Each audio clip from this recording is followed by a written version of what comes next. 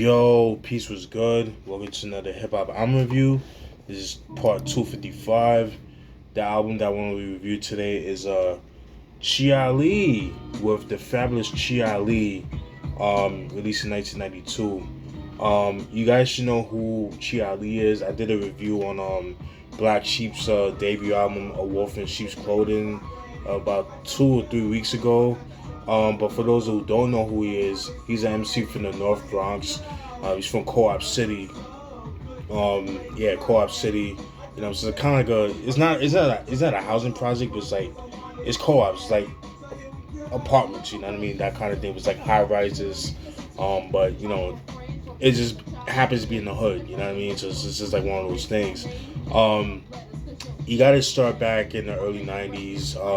His first appearance on Wax was actually on Black Sheep's first album, the song Past the 40, which is one of my favorite songs of the album.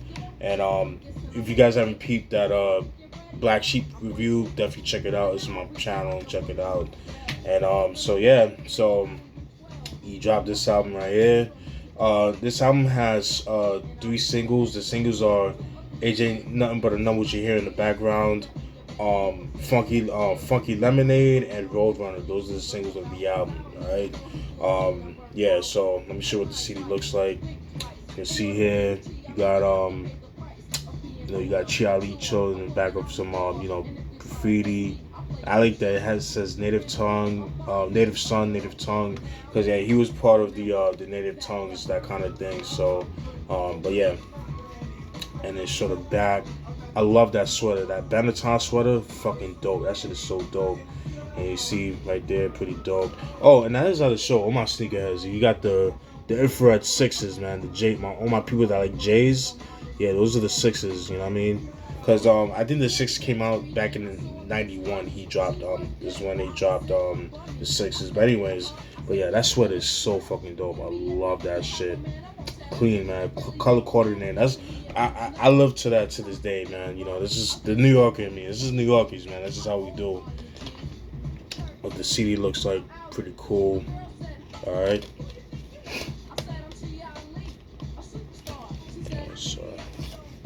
All right. As you can see, same thing as the back cover.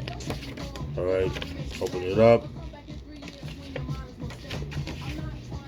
All right. You got the infrared 6s again. Looking fly, you know what I'm saying? So production is done by the Beat Nuts. They do all the beats with the exception of one song, AJ Number, which you hear in the background, which was produced by Mr. Long from Black Sheep. He did the beat for that. So, oops, sorry about that. All right, you know how I get down. I'm gonna go through some of the tracks. Track 1, features. Let me get into the features. The features are Dress, Trugoy the Dove, Trugoy, rest in peace to him. Dave, rest in peace to him, man. He died earlier this year. Fashion from Beat Nuts and or Al Tariq, and 5 Dog of Tribe Called Quest. So alright, so now let's get into the album. So first track is the intro. It's just nothing too crazy. It's just the intro. It's just them introducing Chi, nothing too crazy. Track 2, Maniac Psycho, fucking love that song. Love the beat for that shit. I love the L Cool J sample. That Maniac Psycho, I love that shit from the Mama Said Knock You Out. It's just a braggadocious track. Nothing too crazy, but it's a pretty dope track. One of my favorite tracks of the album. Track 3, Step Up. Step Up was pretty cool. It uses the same sample as Tupac's If My Homie Calls. It's a Herbie Hancock sample. I forgot the name of it, but it's pretty dope.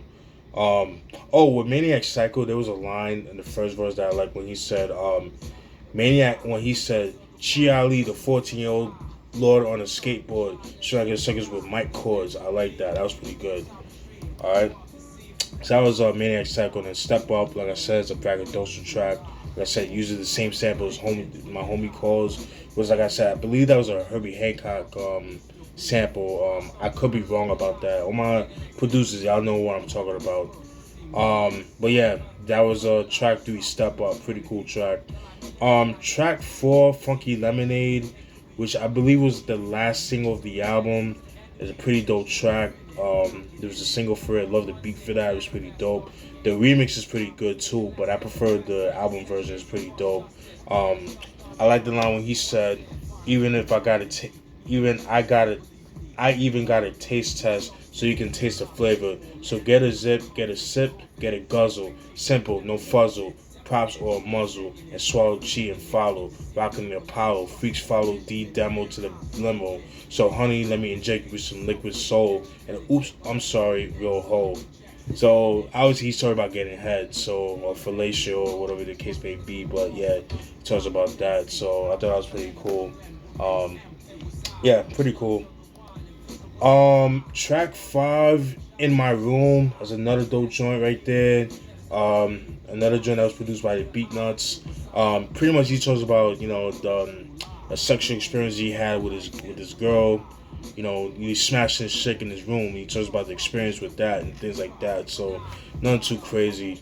Um, Also, there's another version of the song, In My Room, that was done by Fashion, because Beatnuts, they released a demo. Well, One Leg Up Records. Shout out to them. They put out a like an EP of demos from Beatnuts from this time period, like from the Intoxicated Demons era, and this song "In My Room" was originally a Beatnuts song. So Fashion has his own solo version of that. I'll post that in the description box. And Psycho Les in the interview, he said that um, he said like the beats that they did on this album were like considered to be like the demos of their. It's pretty much like their demo because all the beats that they did, that kind of thing. And it kind of makes sense because, like I said, the song "In My Room" was a Fashion solo track, but they ended up giving it to Chia Lee, so that kind of makes sense to what he said. But yeah, "In My Room," dope joint right there. Love the beat for that, pretty dope. Track 6, "Age Ain't Nothing But a Number," the first single of the album. Fucking love this song. I love it. It definitely screams 1991, 1992. Really enjoyed that song. Really, really dope. But just the way he was rhyming on this song, you could tell that Dress wrote this for him. Like just by the way Dress flowed on the first album of Wolf of Sheep's Clothing, just like his whole delivery, you could definitely tell Dress had his hands in the lyrics. But nonetheless, Chi Ali did his thing on this shit right here. Um, I like the line in the first verse when he said, "Try to refrain from playing childish games and from your notebooks, please erase my name. Kill the love letters, cause you're living lame. I'm making records, my head didn't go swell. Reality is just too advanced for show and tell." I love that. Talk that shit, my nigga. Love that shit, man. So in this song, he just pretty much talks about how he prefers older women, because women his age tend to act, very juvenile, just act mad childish and shit like that. Because I can relate to that because, even to this day, I prefer older women over younger girls. That's just me. And I'm 36, but, I like older women. That's just what it is. Even when I was young, I've always preferred older women. So, and then the women I've dated were older women anyways. So, this is what it was. So, but anyways, get into that. Really enjoyed that song. One of my favorite tracks. Love the video for it. It's just so dope, man. Like you just see them in the playground, and he's just he's talking his shit, man. And he's macking to these chicks and things like that, and he's macking to these older chicks. Like, how old are you? It doesn't matter. Like, you got money, it don't matter. Yeah, I'm making tours. You know what I'm saying? I'm doing tours and all that shit. So I really enjoyed that, man. Talk that shit, shorty. Love that shit. But yeah, AJ number.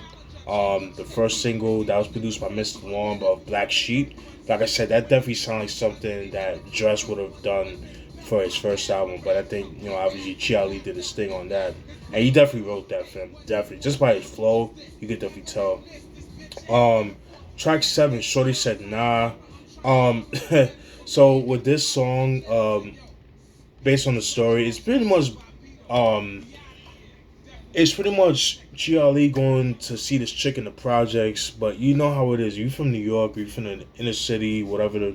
If you're from the Northeast or anywhere like in a big metropolitan city where they have projects, you guys know if you trying to find a shorty, trying to look for a shorty to hook up with, especially back in the '90s and the 2000s. You know how it was. Like you had to go through these goons, man. Like niggas that don't work, that have no ambition. They think they're like the king of the projects. Have nothing going for them. The project is their life. So it's like fuck it. What else we have to lose, right? So we gotta, protect our turf. So it's like, who you nigga? Like who you trying to come? Like who you trying to see? And he's like, you gotta kind of show and prove. So like that's pretty what he talks about in this track.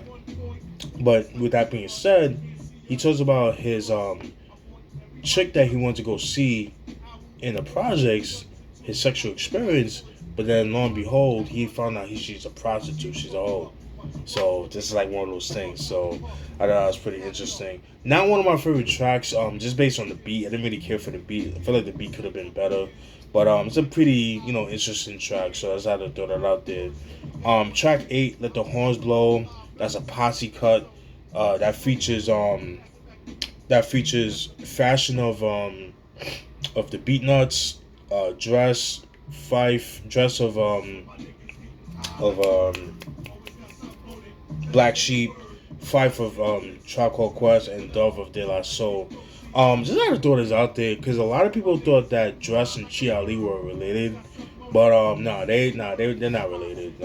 They said that in interviews that they're not related, but they definitely look alike because they had the soft hair, like the long hair, and the curly hair, and that kind of thing. So, and they both like skin, so they definitely could pass up as like brother and both older and younger brother. But I just had to throw that out there. But Let the Horns Blow, pretty dope track. Dove, recipes to him, caught a fucking body on that track. I like the line where he says, "Didn't like the Brady Bunch for many years. I had a hunch, like living like the Givens. Big thanks for big banks. I'm sticking like a dish with swordfish when I shanks. Maximum is maximized, minimum is none. You want to shoot the breeze, please. Pass the peas, my pig is done. Not the vigilant or walk with a slant. Want to hit? Yes, I can, and the rest of I can't. I wear the Neil Diamonds and fuck what Simon says. Woo, killed that shit. Rest peace to Dove, man. He did his thing on that joint right there. But yeah, I feel like that song Let the Horns Blow. That should have had a video in my opinion. They should have had a video for that. But yeah, track 8, Let the Horns Blow, pretty dope. Track 9, Road Runner, which I believe was the second single of the album. Yeah, it was the second single of the album. Dope joint. So shout out to my boy Jazzoon on Instagram. Dope producer. He did the whole album for Nems. The album that he did. I forgot the name of it. Let me see. Give me 1 second. Gorilla Monsoon. So that's the producer that did the whole beats for that album right there. Really enjoyed that right there. That's a really dope joint. But he posted on Instagram the day that Dove died. He posted a reference track for Roadrunner. So that means that Dove wrote the lyrics for Roadrunner. So he actually had his own version of Roadrunner. It's pretty much the same beat, same lyrics, but just Dove rapping it. So I thought that was pretty cool. So I'll post that down in the description box. I just had to throw that out there. I'm all about the tidbits and let you guys know about that. But Roadrunner, really dope. I like the line when he says, "I rhyme any rhymes, I rhyme for sure. Passes the bashes, bigger figure here, ashes to ashes, I trigger niggas here." Woo, dope. Killed that shit. So that was track 9, Roadrunner. Track 10, The Fabulous Chi. Dope shit right there. Another dope joint right there. One of my favorite tracks of the album. I didn't write any lyrics for it, but really dope shit. He goes off on that shit. That's another like Beatnuts demo version or demo song that they did. That was actually a fashion solo track. It was actually called "Do That," which was off the Intoxicated Devil. Excuse me, the Intoxicated Demos album EP that they dropped in 2008 by One Leg Up Records, which I'll post that in the description box. But yeah, he killed that shit. Um, Track 11, Looped It. Not really one of my favorite tracks of the album. Could have done without that, honestly. Didn't really care for the beat. It's an okay track, not one of my favorites. Um, Track 12, Check My Record. That was another decent track on there too. Not one of my favorites as well. It's okay. It's okay. It's not bad, but it's not my favorite. But I still rock it from time to time. Track 13, Murder She Wrote. Fucking dope song. One of my favorite songs of the album. There was a line where he said, I'm not from uptown, but I love Harlem Nights. I fucking love that. That's really dope. That was pretty dope. I love the beat for that too. It has a kind of like a 70s kind of like crime thriller kind of feel to it, like that. Something you would hear like on like Death Wish or some shit like that, like one of those kind of movies, from the 70s and stuff like that. So I thought that was pretty cool. They had the drums to it, and yeah, that was pretty dope. Track 15, Chi Ali versus Vanilla Shake. Not sure who Vanilla Shake is. I tried finding info on that person, but whoever that person is, Vanilla Shake, did his thing on that, but of course Chi Ali did his thing as well. I like the line when Chi Ali said, "I don't care how I look. I'm not from Bombay nor Puerto Rico. Chi ain't short for Chico. When I feel a mill to throw a clip of the Pico or Malcolm X tape. When I'm out here where I wear my cape, and all those who used to diss me is catching the vapes. Fucking love that. Talk that shit, homie. Love that shit." And then track 15, Jump to the Rhythm. That was pretty much like a party track. Kind of has like a hip house kind of feel to it. You know what I mean? So could have done without that. But yeah, overall, dope album. I'm so glad I got my hands on this because this album goes for like a little bit of money online. It's a little pricey. Usually goes for like $20 and up, so a little expensive. But yeah, if you could get your hands on it, definitely pick this up. Unfortunately, this is like the only album that he dropped because over the years he kind of chose the streets over music, that kind of thing. He did put out a couple of like songs like throughout in the 90s and stuff like that. He had a song called No Surrender that he did with Primo, which I think dropped in like 94, which I posted in the description box. And I remember he was featured on a song called Sky's the Limit, which was like a posse cut with him and the Legion and Dress off of Dress's solo album, Short Shot Redemption, which I need to get my hands on, but that shit goes for a lot of money. It's out of print, it's kind of hard to find. So if I get my hands on that, definitely will get my hands on that shit right there. But get into that. So like I said, his music career was kind of cut short, that kind of thing. And in 2000, he was actually featured on the episode of America's Most Wanted with John Walsh, where he I think he at the time, like this was like in 2000, he actually got killed. He actually killed some dude in the projects over some CDs and that kind of thing. At the time, that was the girl that he was rocking with at the time, his honey dip at the time, shot her brother because they got into an argument over CDs or some shit like that. So he was on the run. I think he went in for like manslaughter or some shit like that. He ended up getting out, I think, like in 2014 or 2012, something to that degree, or 2013, 2014, around that time period. So glad he's out. I know he put out a couple of music, not really the best, but it is what it is. But he's like more on the commercial tip and that kind of thing. But yeah, just glad he's out, man. Just hope he puts out another album. Would like to hear more from him. But yeah. And then he also has a documentary called The Fabulous Chi Ali, which I believe is on Netflix. I think it's called The Fabulous Chi Ali. Same thing, the same name of the album. So definitely got to check that out. But yeah, Chi Ali, The Fabulous Chi Ali, released in 1992. this to me is way better than the Black Sheep album. This fucking blows that Black Sheep album. I know it's a little bit much, but that's just my opinion. Because I was so disappointed with that album. It's just like, oh my god, dude. This fucking blows that album. Even though that, you know, he had Dress and I'm pretty sure Fashion writing the lyrics for him. But he definitely did his thing, man, on this album. And for a 15-year-old at the time to drop something like that, I mean, can't go wrong. But yeah, dope album. If you can find it, definitely pick it up. That's it, folks. I hope you guys enjoyed that review. Definitely stay tuned for more. All right, peace.